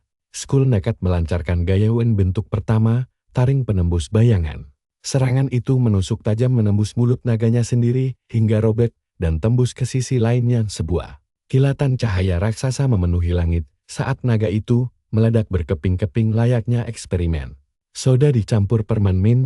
Ledakan dahsyat itu menjadi umpan sempurna bagi jagoan kita untuk menyelinap tepat ke belakang musuh dengan satu tebasan horizontal yang mulus. Dia menyayat punggung Skull hingga robek lebar. Skull nyaris tidak sempat kabur. Kini berada di ujung tanduk. Dia mengaku terpaksa menggunakan trik paling licik yang dimilikinya. Dia mengeluarkan peluit tulang putih dari sakunya. Dan sebuah gerbang mendadak terbuka di belakangnya. Adik perempuan mereka muncul. Dari dalam gerbang, disandera oleh dua pria berpakaian hitam. Sambil menyeringai licik bagai tikus got manipulatif, Skull mengingatkan Noah bahwa menyelamatkan adiknya adalah tujuan utamanya datang kemari. Jadi, dia menawarkan kesepakatan mudah. Jika Noah bergerak sedikit saja, adiknya yang cantik akan tewas. Jagoan kita sangat muak dengan taktik murahan ini, tapi Skull tidak peduli soal kehormatan dan bersumpah akan melepaskannya setelah mengalahkan Noah selamanya.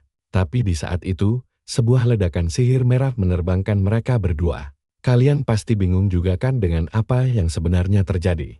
Saat debu akhirnya menipis, mereka terkejut melihat sosok ksatria berbaju zirah hitam legendaris, yang sangat mereka kenal berdiri melindungi adik mereka. Setelah kemunculan Damian yang sangat mencolok, dia dengan berani menegaskan bahwa Skull tahu Evie tidak berniat ikut dalam perebutan tahta. Skull tidak peduli, tapi Damian bersumpah dengan dingin akan menghabisi nyawanya karena melanggar aturan.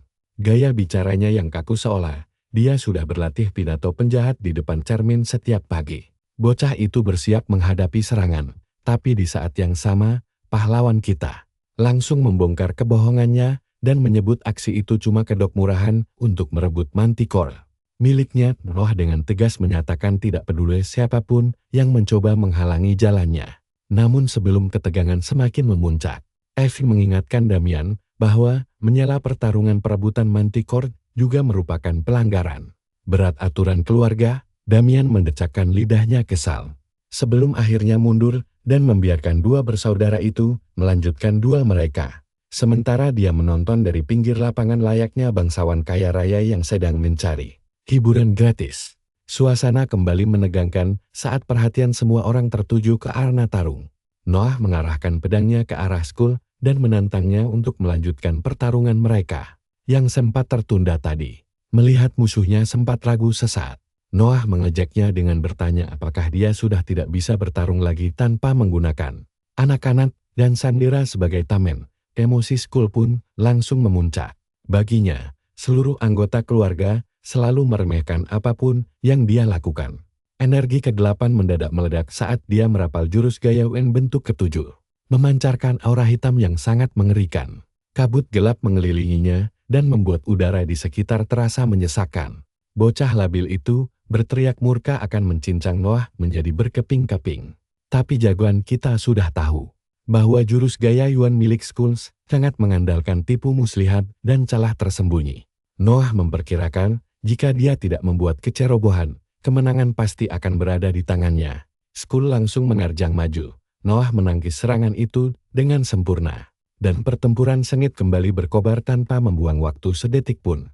Benturan pedang baja yang sangat keras terdengar. Bergema saat kedua bersaudara itu saling melancarkan tebasan tanpa henti.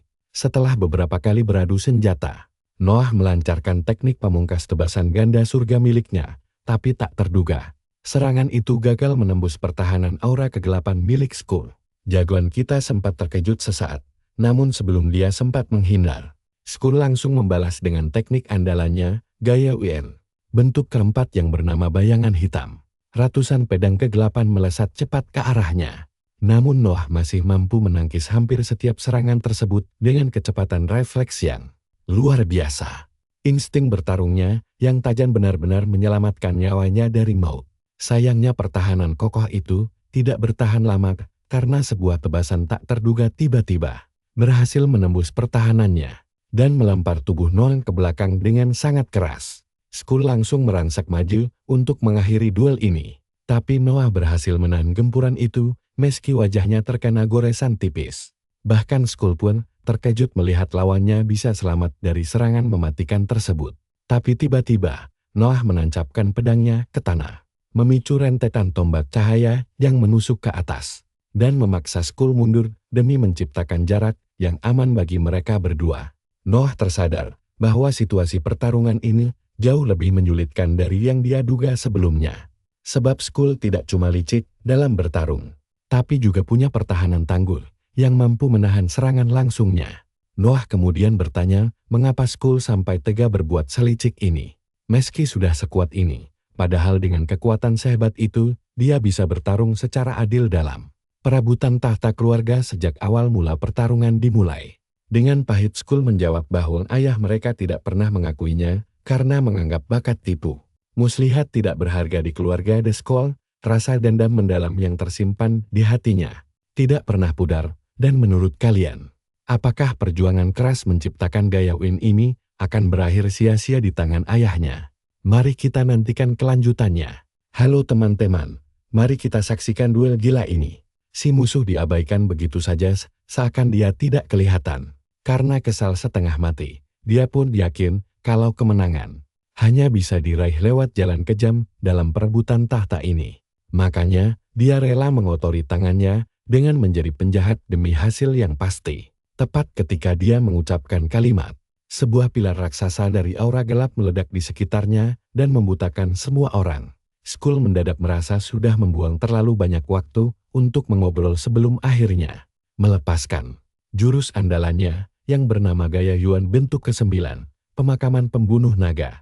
Seekor naga raksasa dari aura kegelapan muncul dari pedangnya dan terbang tinggi ke langit sebelum menghujam ke bawah dengan kekuatan yang sangat dahsyat. Noah langsung berlindung saat ledakan besar itu menghancurkan medan perang. Setelah debu perlahan menipis, sosok naga bayangan itu berdiri mengerikan di belakang Skull bagaikan bos terakhir game yang sangat tidak adil. Pahlawan kita berusaha mengatur napasnya yang terengah-engah. Sementara Skull menyadari mana inti milik Noah mungkin sudah mencapai batas maksimalnya. Dengan sombong dia mengejek bahwa pendekar pedang tanpa mana tidak akan punya peluang menang lagi. Namun, sebelum si bocah ingusan itu sempat merayakan kemenangan palsunya, Noah dengan santai merogoh saku pakaiannya dan mengeluarkan sebuah benda. Tindakan tak terduga ini langsung membuat Skull terkejut dan suasana kembali menegang. Seketika Skull melotot kaget melihat pil yang disebut Noah sebagai racun padat yang mereka berikan. Diam-diam selama ini, yang sengaja dia simpan untuk momen darurat. Seperti sekarang, Noah langsung menelan pil itu tanpa ragu, membuat Skull meneriakinya gila. Tapi pahlawan kita menjelaskan bahwa racun ini akan membebani inti mana dan memicu mood berserk. Sekarang perhatikan baik-baik bagian ini. Dia tidak takut lagi karena tubuhnya sudah kebal racun itu di masa lalu. Tiba-tiba aura yang luar biasa meledak dari tubuh Noah dan menekan seluruh medan perang dengan aura luar biasa. Noah menjelaskan bahwa zat itu berfungsi sebagai ramuan pemulih mana sekaligus memberikannya kemampuan bertarung yang baru. Dia lalu menegaskan kepada musuhnya bahwa dia memiliki alasan yang sangat kuat mengapa dirinya tidak boleh kalah. Sambil mengingat kehidupan masa lalu, dia bersumpah tidak akan membiarkan tragedi yang sama terulang kembali, apapun taruhannya. Pahlawan kita langsung mengeluarkan gaya Shinui bentuk kedua, tebasan cahaya gelap. Saat kekuatan suci dan kegelapan mengalir dahsyat dari pedangnya, Noah melesat maju tanpa ragu-ragu. Kedua petarung itu saling menerjang menggunakan teknik andalan masing-masing demi bentrokan terakhir yang menentukan. Pertarungan pun menjadi semakin mengerikan saat setiap benturan senjata mereka memicu gelombang kejut dahsyat mirip ledakan bom, bahkan seluruh area di sekitarnya ikut bergetar hebat. Akibat tekanan luar biasa dari pertarungan tersebut, ledakan yang terjadi bahkan hampir membuat Darius tidak kuat bertahan. Sementara gelombang kejut menghancurkan sekitar dengan kecepatan suara yang menakutkan, Darius tetap berdiri melindungi Eve di tengah kepulan debu. Mereka berdua menatap lurus ke depan dengan tidak percaya melihat kehancuran itu. Setelah debunya mulai menghilang, terlihat Skull berlutut kalah di hadapan Noah. Tapi anehnya, pahlawan kita justru memilih berbaik hati dan meminta semua orang untuk mengampuni nyawa pecundang itu. Noah hanya meminta Skull untuk menyerah secara baik-baik. Si bocah terdiam sejenak sebelum akhirnya mengakui kekalahan dan setuju menyerahkan inti mananya. Pahlawan kita menerima penyerahan itu, tapi tepat di saat suasana ketegangan mulai mereda, Skull mendadak memakai trik licik terakhirnya dengan menusuk perut Noah secara membabi buta. Saat dia lengah, Darius dan Eve melotot sangat syok melihatnya. Sementara Skull berteriak histeris bahwa dia tidak sudi menyerah kepada pecundang seperti Noah dan menolak direndahkan oleh siapapun lagi dalam keputusasaan. Kalian juga kaget kan? Si bocah gila ini tiba-tiba menarik pedangnya, lalu menebas perut Noah secara kejam sampai para penonton di sekitar langsung membeku karena tidak percaya. Si musuh benar-benar memilih jalan penuh drama sebelum kalah. Noah memuntahkan darah segar sementara Eve langsung berlari untuk membantunya. Namun Darius segera menahannya sebelum dia bertindak konyol di tengah kekacauan tersebut.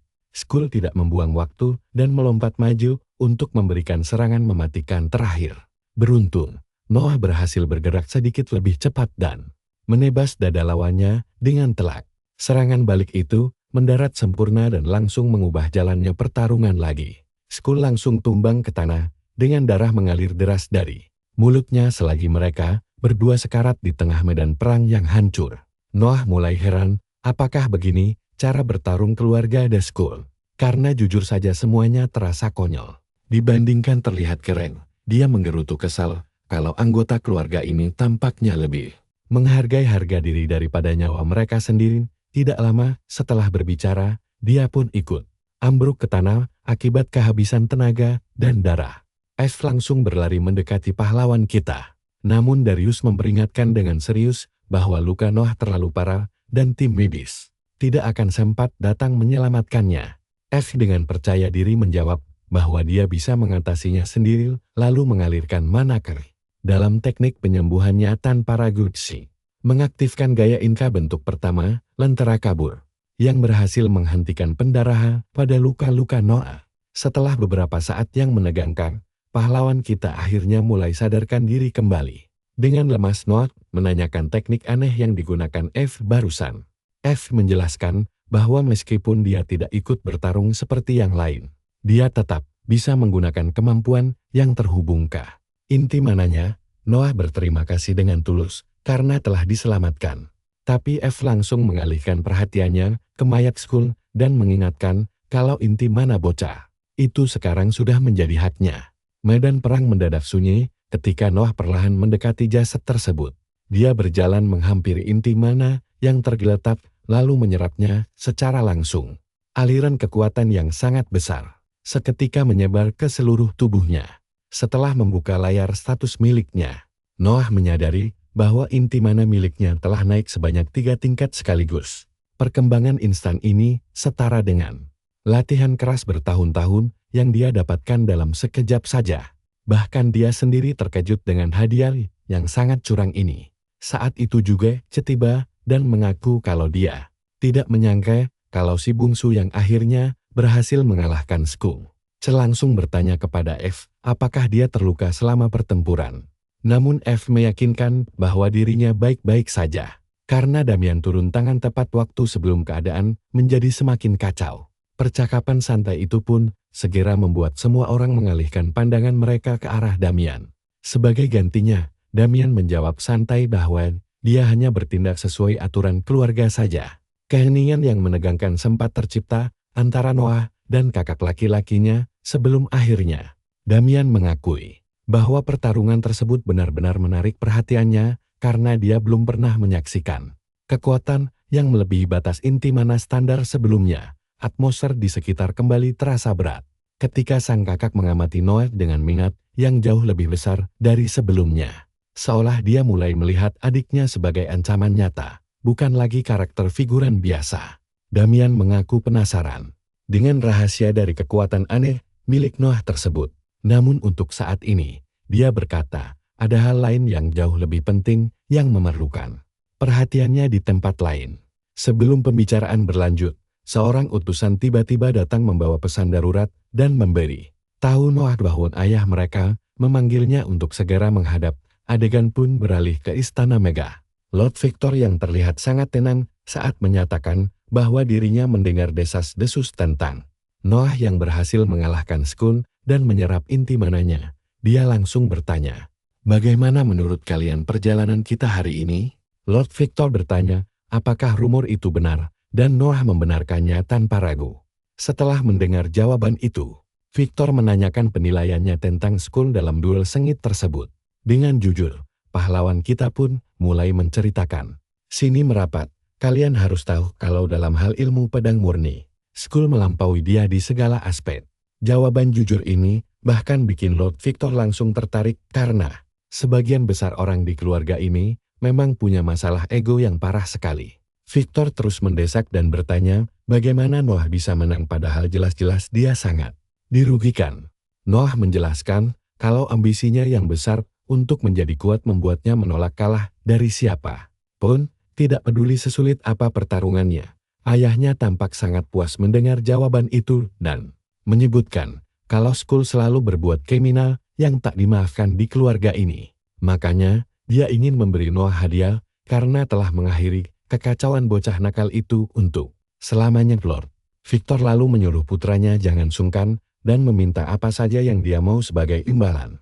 Bukannya menuntut kekayaan atau senjata langka, Noah dengan sangat tenang malah meminta izin pergi menjalankan misi ke lokasi yang sangat spesifik. Permintaan tak terduga ini langsung membuat Victor gili, karena aneh melihat Noah sama sekali tidak serakah pada emas, harta karun, atau perlengkapan legendaris seperti bangsawan lain.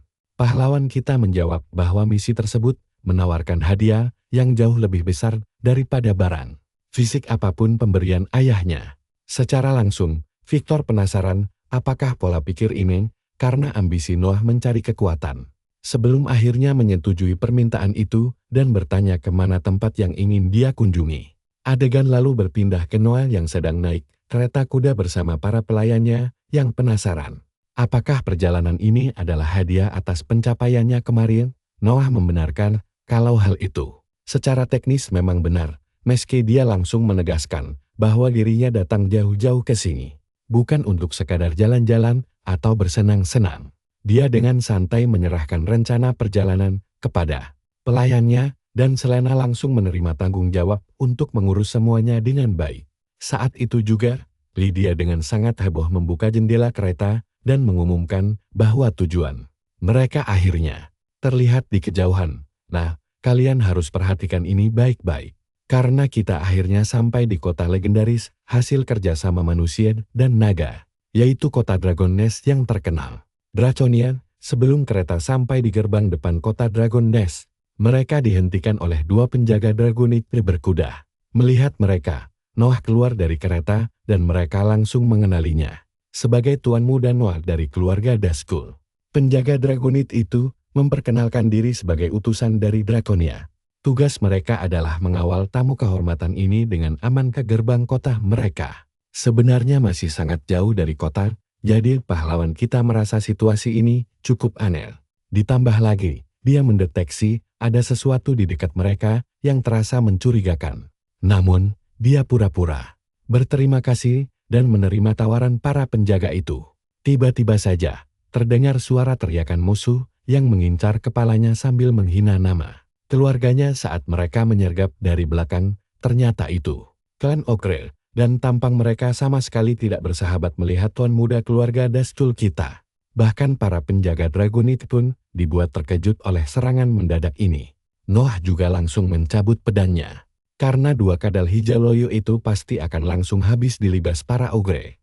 Dia ingat pernah membaca kalau para ogre sedang berebut wilayah dengan Draconia demi menguasai daerah tersebut.